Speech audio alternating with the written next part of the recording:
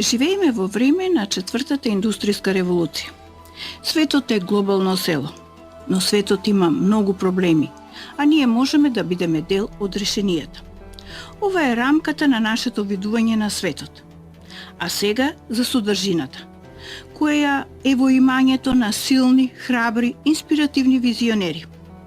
Токму ова емисија ќе говори за човек со овие квалитети.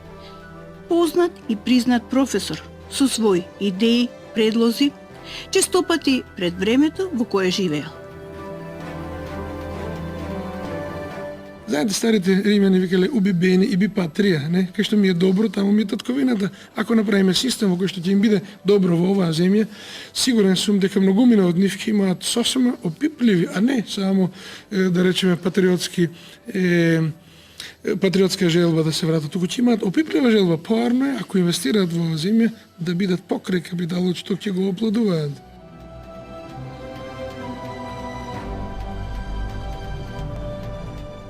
Идејата и заложбите на основачот на фондацијата Ѓорѓе Марјановиќ, Александар Марјановиќ, за зачувување на делата на професорот Марјановиќ и сето тоа да се преточи во телевизиска емисија е вистински предизвик, задоволство, но и голема одговорност.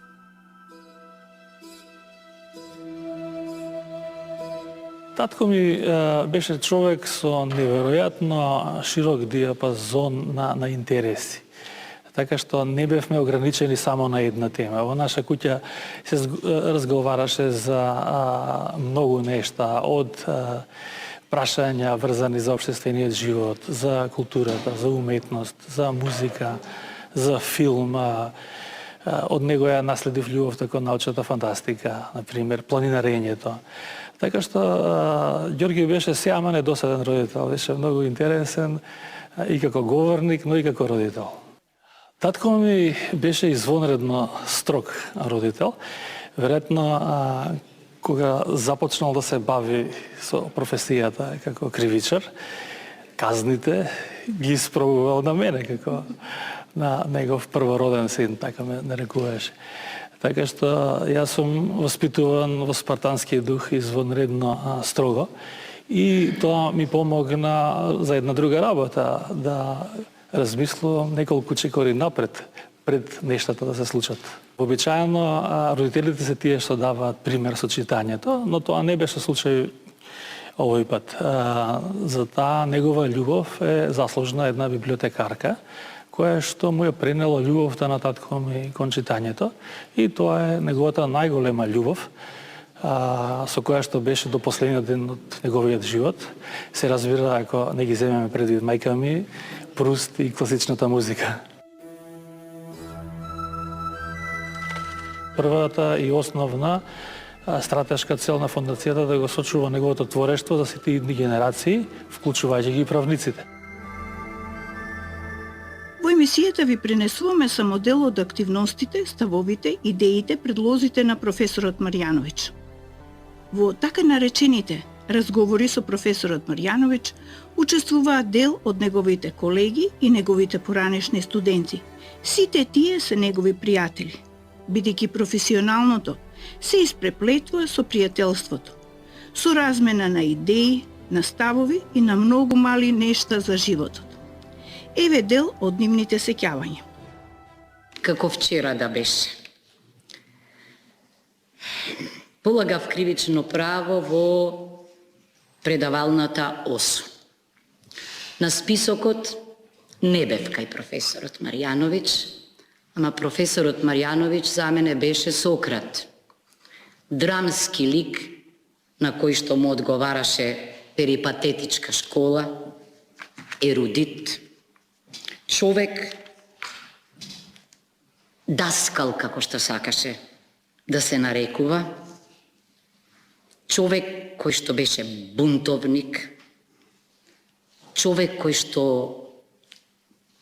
уживаше во класичната музика, човек кој што го преведе Пруст, човек кој што го преведе Радбрух, човек за кој што велеа дека е првото перо во југословенското кривично право, човек кој што прв почна да го критикува членот 133, односно вербалниот деликт, и интересна работа. Човек кој не стана декан и човек кој не стана сенатор. Тоа е нешто многу интересно. Има врска со пристојноста. Зошто велам дека професорот Марјановиќ е мојот Сократ? Не само заради, за жал, судењето на Сократа овде, на кое јас присуствував, туку и заради начинот на кој предаваше, начинот на кој дискутираше. Значи, вака ми рече.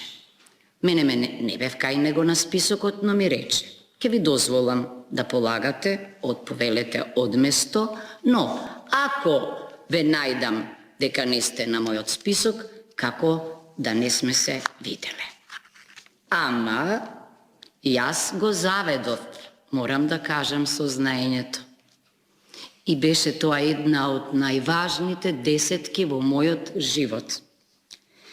Ја гледам неговата сопруга и се сетив кога ми се јави по мејл да ми каже дека професорот чул како некаде велам дека на раскрсницата малку требаше за да ме прегази кола од радоста со десетката, дека сум добила десетка кај професорот Марјановиќ.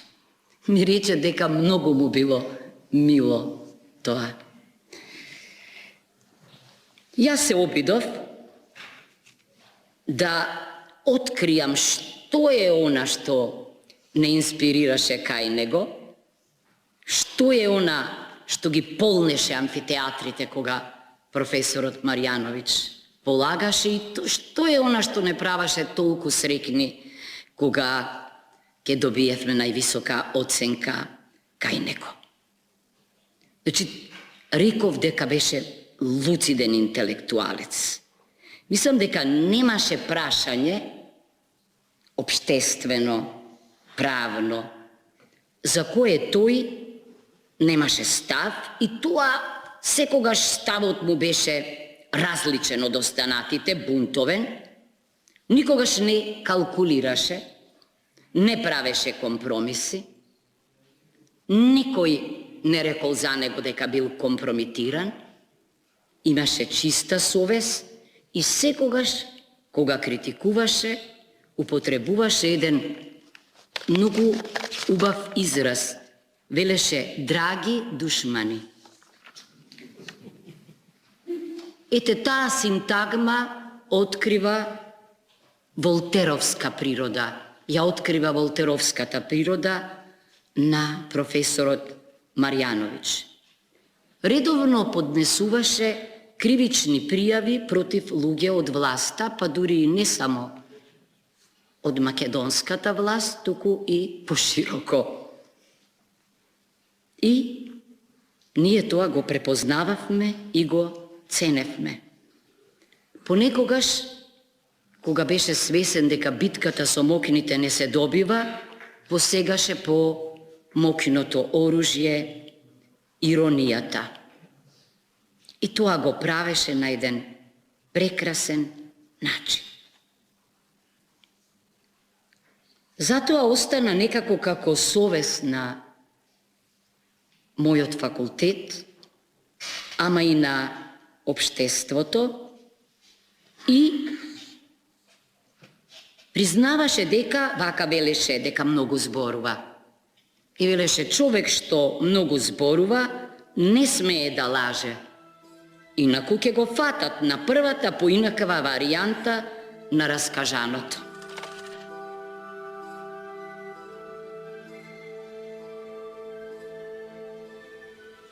Бев нагости кај него, седевме си, правевме муабет, подпивнувавме, домаќинката Мира не послужи со лепчиња со кајмак. Тоа нема да го заборавам, бидејќи последен пат пред тоа сум ги јадел дома кај нас, ама пред извесен број години. И добро, дојде време да си одам. Ѓорги рече да ме однесе со кола, да ми направи чест, веројатно. И на излегување од кај нив дома ми даде една папка со така позамашен ракопис, едно 300 страници на српски јазик. Одоцна ми објасни зошто е на српски. И гледам јас стручни рад.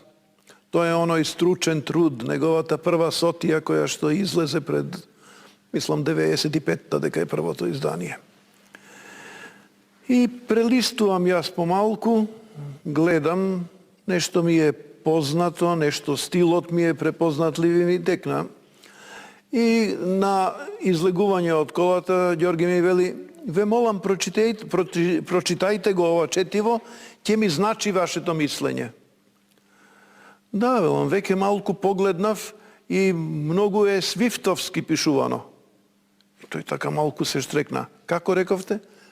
Па свифтовски, велам, како Джонатан Свифт да го пишувал, Гуливеровите патувања. Ама точно за тоа станува збор. Инспирацијата беше од таму. Кога успеавте тоа да го видите? И потоа се разбира го прочитав експресно, а тоа е четиво што се чита во еден здив, иако е долгичко. И разбрав работи за кои што никој пат пред тоа не сум се заинтересирал, што е мој пропуст. Како оди борбата за право на сопствено мислење и право да го соопштиш тоа мислење. Тоа е нешто што го научив уште во првите денови од Ѓорги. Дека правото на сопствено мислење не значи имам јас право да си легнам дома на кревет и да мислам. Не, тоа јас го правам секако. И со одобрение и без одобрение. Ни еден закон тоа не може да ме го забрани. Значи тоа право мора да значи нешто друго. Правото да ги соопштам моите мисли на други. И така, при првата средба и потоа од неговото четиво јас научив важна работа во животот, важна за мене, важна и за сите други кои што сакаат да ја чујат, и тоа е тоа. Правото да ги соопштиш своите мисли. Нема проблем, може некој пат и да сгрешиш. Ако сгрешиш, со аргументи ќе ти укажат дека грешиш и се сврши работата. За професорот имав слушнато уште пред да се запишам на факултет. Сестра ми веќе беше запишана една година пред мене, но и од други места и беа тогаш многу познати неговите предавања, се прераскажуваа како интересни, со многу примери и просто студентите од тој аспект ги обожаваа. И тоа беше меѓу другото една од причините што и јас решив да се запишам на правен факултет. И имав подоцна повеќе прилики, значи не само во редовните студии, туку и на постдипломските студии, на докторските, и подоцна како еден вид колеги, како помлад колега, тој постојано со нас помладите посветуваше доста време и внимание. Меѓу другото, морам да признам дека исто не го сврте вниманието не само кон кривичното право, туку и кон неговата љубов кон јазикот, и тоа да внимаваме како го користиме јазикот. Постојано не поправаше, например, место така да, така што, или во писмениот јазик со многу. Тој беше практично лектор на сите наши трудови и на огромен број изданија на правниот факултет. Така што тоа исто така имаше доста голема улога, меѓу другото и во мојата академска кариера. Даде огромен придонес за развојот на демократијата и човековите права во Македонија и воопшто за напуштање на тој еднопартиски систем на едноумието. Од тој аспект мислам дека дури заслужува барем една улица да се вика по него во Република Македонија, но приватно не третираше како рамноправни. Значи, иако јас можев да му бидам син, мене и другите колеги, помладите асистенти и воопшто асистентите на факултетот ги поддржуваше. И ги бодреше во нивната кариера, мене исто лично, дури пречесто, докај си со докторатот, докај си со ова, докај си со она. Меѓутоа, во приватните овие контакти беше многу природен. Сакаше да раскажува шеги, досетки. Зборуваме многу за музиката. И јас развив огромна љубов во мојот живот кон джезот. Тоа сакаше класичната музика. Многу научив за класичната музика од него. Често пати одевме и заедно и на некои настани на Македонска филхармонија. Така што тоа дружење беше континуирано. Неговите дома кај него секој пат имаше барем еднаш годишно собиранки во месец мај по повод рода. И тоа беа навистина дружби што остануваат во сеќавање, но тој дух, тај љубов кон вистината, кон правдата, веројатно е најзначајно во тоа што кај мене го остави како личност, а особено во мојата академска кариера.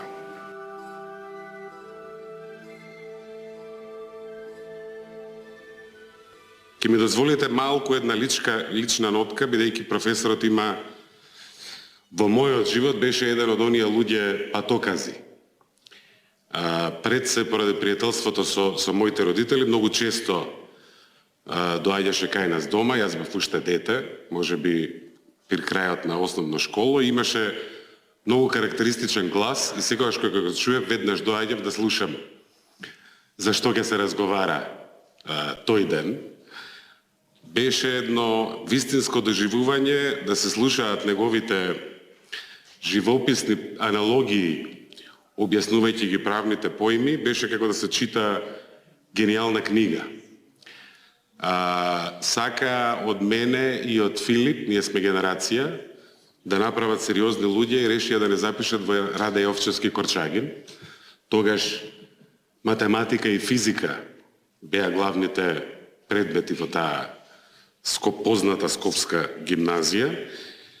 Меѓутоа мене пред се професорот кој што е на почетокот на средношколските денови им подари еден учебник, го паметам убаво и денеска, со црвени корици, кривично право, и го прочитав, не до крај разбирајќи се, меѓутоа доволно да ми влезе таа жар за правните институти, за логиката на правото, за правото како систем, и покрај тоа што моите ме туркаа кон нешто екзактно, да бидам инженер, ба бире дали електро, дали машински, практично заради професорот јас се запишав на правниот факултет.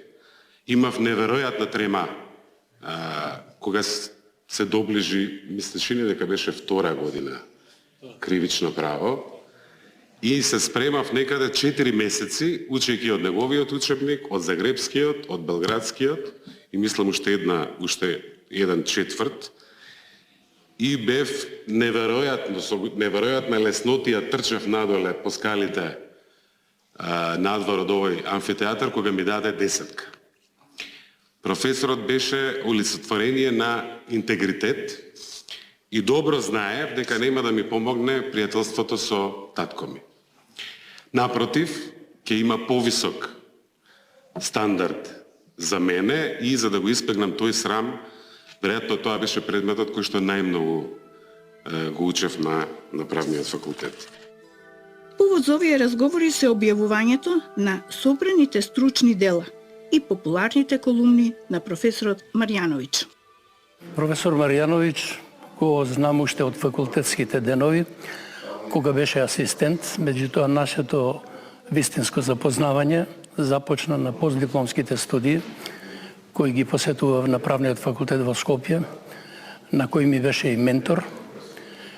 И се сеќавам дека вложи голем труд, зашто должам и денес голема благодарност, што успеавме да направиме една убава магистерска теза на тема компаративна анализа на македонското казнено право.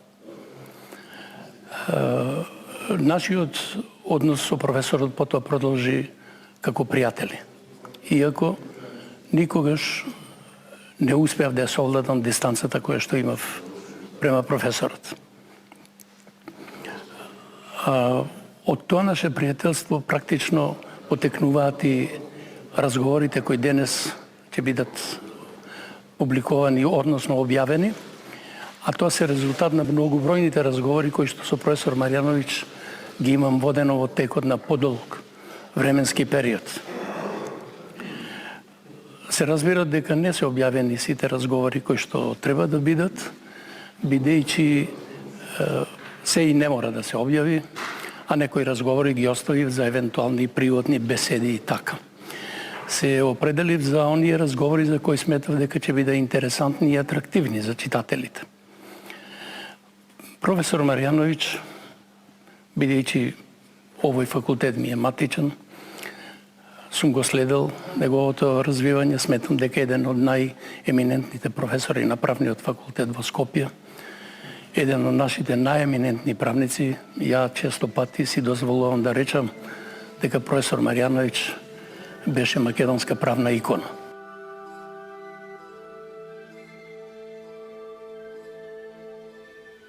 Јас имав големо задоволство по покренувањето на првиот и назначен независен македонски дневен весник Дневник да ги објавувам неговите знаменити инспиративни колумни. Блискоста со професорот Ѓорги Марјановиќ кај мене остави силен впечаток во моите младежки денови. Пријателувањето со него за мене значеше и обврска за едно постојано и упорно транспонирање на неговата централна идеја во нови идеи, размисли, иницијативи и проекти. Од него и од некои други драги луѓе научив дека основниот предуслов едно општество да стане законито, праведно, хумано, самоуправно, самодржливо и на тој начин да се еманципира, да се либерализира и да изгради демократски институции, значи единствениот начин општеството да се упристои, што би рекол нашиот професор, општеството да произведе елита на силни и храбри проединци како темел за едно одговорно и визионерско лидерство. Таков како што беше нашиот драг професор Марјановиќ. Хуманоста како една од одликите на професорот е преточена во работата и целите на фондацијата. Фондацијата Ѓорги Марјановиќ, можам да кажам дека има една длабока хуманитарна, не само хуманитарна, туку и хуманистичка мисија, која што е длабоко поврзана со биографијата на самиот професор Марјановиќ. Имено една од активностите во мисијата е помагање при вработување и школување на деца без родители, деца од самохрани родители и други ранливи категории. Морам да напоменам дека и самиот професор Марјановиќ бил дете без родители. Тоа е еден факт кој што најверојатно го сензитивизирало и неговото семејство, кое што е сега нели фундаментот и јадрото на фондацијата Ѓорги Марјановиќ и кој што настојува фондацијата токму да има изразена хуманитарна активност пред се во обезбедување на средства, сега за сега во обезбедување на функционално знаење на овие деца без родители.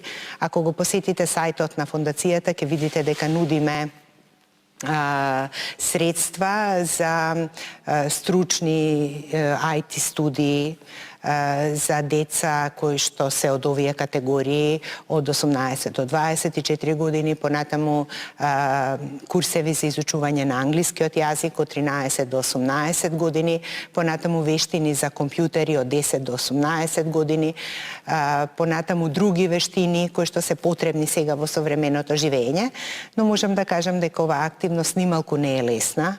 Навистина фондацијата со целиот свој човечки капитал кој што го има, се труди пред се да обезбеди средства од разни типови на донации, од домашни компании, поединци, но и од меѓународни фондови и меѓународни хуманитарни и други невладини организации, кои што на некој начин ги делат вредностите кои што ги афирмира и промовира нашата фондација, а тоа се и вредностите на професор Марјановиќ: демократија, слобода, правда, чест, углед, достоинство, но и знаење, учење и читање како највисоки вредности во едно општество.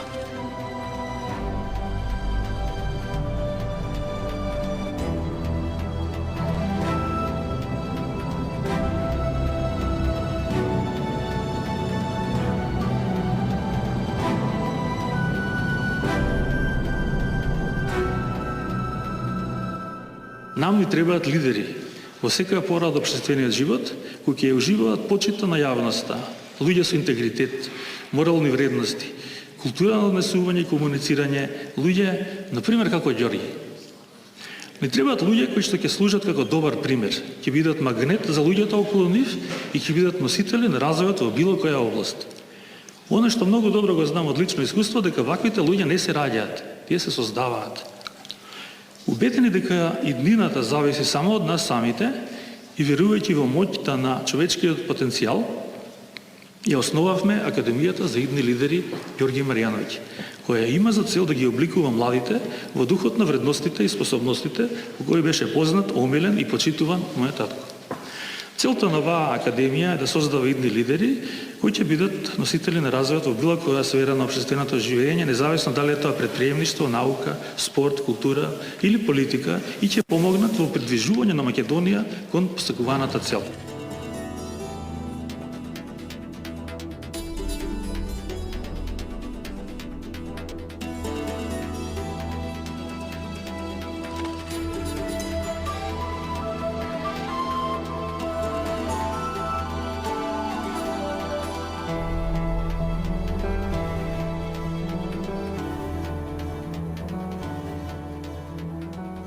Нашата соработка или соработката помеѓу двете фондации не се случува само денес. Таа започна формално пред околу 6 месеци. Се надевам дека заедно ќе работиме, бидејќи делиме една иста визија. Инаку, визијата е Македонија да биде пристојно место за живење. Тоа е слично на визијата на Македонија 2025, невладина организација основана од диаспората во 2007 година, која што вели или мотото на организацијата е да помогнеме да изградиме посилна нација. Нашата мисија е Македонија да стане најпросперитетна економија во регионот. И сега оно што најпрво би кажала дека Македонија е убаво место за живење. Многумина од нас имале можност да патуваат, да живеат одреден период во странство и така натаму, меѓутоа сме одлучиле да се вратиме тука, бидејќи заради одредени карактеристики на државата, дали е тоа природната убавина, дали е тоа луѓето или убавината на луѓето, дали е тоа убавата храна и така натаму, сме одлучиле дека ова е за нас татковината и ова е местото каде што сакаме да живееме и да твориме. Меѓутоа, верувам дека истовремено сме одлучиле дека сакаме и лично да придонесеме преку нашата работа и преку нашите контакти како да биде нашиот живот уште поубав. Последната изјава на професорот Марјановиќ беше за македонската телевизија по повод емисијата 7 децении правен факултет Јустинијан I, снимена со помош на неговиот син Александар. Правниот факултет има исклучително важна улога во општеството, бидејќи продуцира кадри чии одлуки и политики се од суштинско значење за стабилноста и развојот на државата. На моите помлади колеги им го честитам јубилеот и им посакувам успешна и плодна работа во иднина. Професорот ја сакаше Македонија, својата сопруга, класичната музика и секако Пруст. Би била среќна кога и внуците би ги чуле тие зборови, каков човек беше тој. Се бореше без да има лична полза од сето тоа. Беше многу правичен човек. И таков би требало да го запаметат неговите синови и сите што го почитуваат него.